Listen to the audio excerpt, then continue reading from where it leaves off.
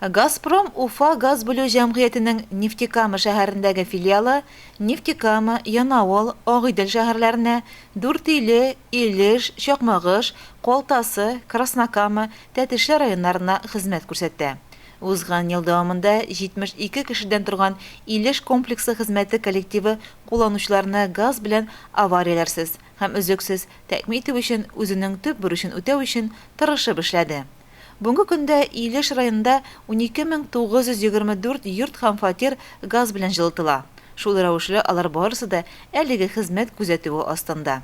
Узган елда районда Карабаш, Түбән Череккүл, Иске Күктау авылларының яңа микрорайоннарына 8 километр 340 метр озынлыкта газ үткәргеч салынган.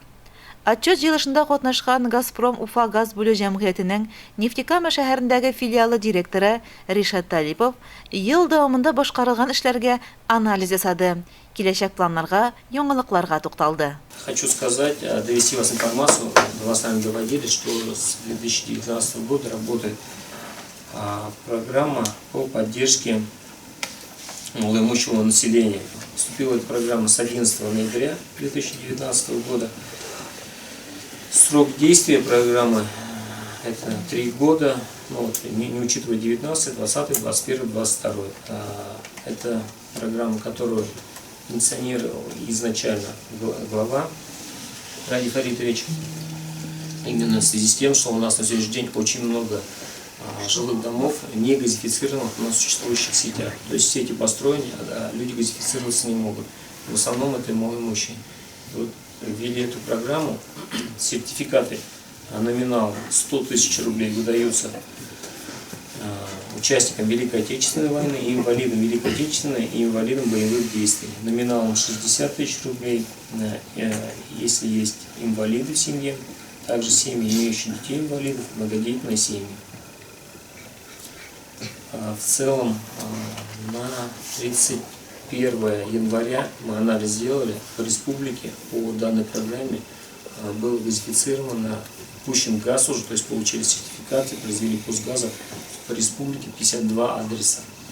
Из них 28 это по нашему филиалу.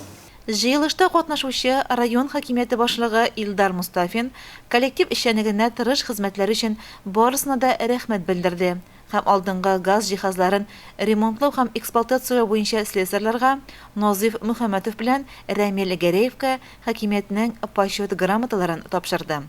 Шулай ук җыелышта филиал хезмәткәрләренең правком рәисе Ринат Имамов хезмәтне саклау мәсьәләләре буенча чыгыш ясады. Шунысын да билгеләп үтәргә кирәк.